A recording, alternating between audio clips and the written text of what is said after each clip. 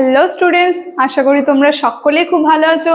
জ্ঞানজ্যোতি coaching সেন্টারের পক্ষ থেকে তোমাদের সবাইকে আরো একবার স্বাগত।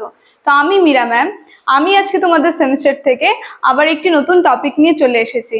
আজকে আমি যেটি নিয়ে আলোচনা করব সেটা হচ্ছে তোমাদের বাংলা বিষয় থেকে। দেখো, আমি বোর্ডে লিখে দিয়েছি অতিশয়োক্তি অলংকার বলতে তোমরা কি বোঝো, এবং তার উদাহরণ নিয়ে একদম আমি তোমাদেরকে নিখুঁতভাবে বুঝিয়ে দেওয়ার চেষ্টা করব। ভিডিওটি শুরু করার আগে দেখো, তোমরা বোর্ডের কর্নারে দুটো নাম্বার দেখতে পাচ্ছ। এটা হচ্ছে আমাদের জ্ঞানজ্যোতি কোচিং সেন্টারের অফিসিয়াল হেল্পলাইন নাম্বার। এখানে কিন্তু তোমাদের অনলাইনে ক্লাস করানো হয়, তার সঙ্গে তোমাদের নোটসও দেওয়া হয়। তো তোমরা যদি আমাদের থেকে নোটস পেতে চাচ্ছ বা আমাদের সঙ্গে অনলাইন ক্লাসে যুক্ত হতে চাচ্ছ, তাহলে উপরে দেওয়া এই নাম্বার দুটির সঙ্গে যোগাযোগ করো।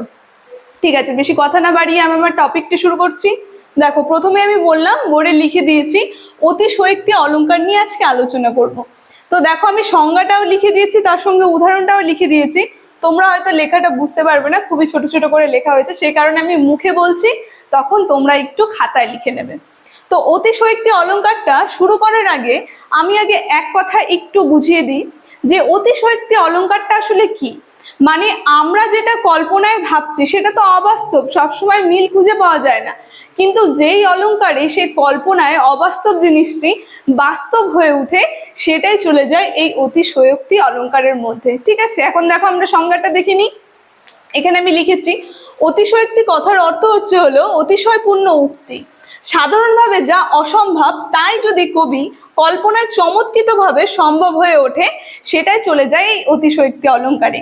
অর্থাৎ দেখো, আমি এখানে বলেছি উপমেয় এবং উপমানের যে সাদৃশ্য হেতু উভয়ের মধ্যে অভেদ সম্পর্ক উপমেয়ের উল্লেখ না করে, মানে উপমেয়ের উল্লেখ থাকে না, কিন্তু কি হয়, সেই উপমেয় রূপে নির্দেশ করে সেই অতিশয়োক্তি অলংকারের মধ্যে মিল পাওয়া যায়, মানে উপমানকে উপমেয় রূপে নির্দেশ করে, সেটাই চলে যায় এই অতিশয়োক্তি অলংকারের মধ্যে। মানে এখানে বললাম যে উপমেয়ের উল্লেখ ছিল না, কিন্তু সেই উপমানকে উপমেয় রূপে নির্দেশ করে দিল। এই যে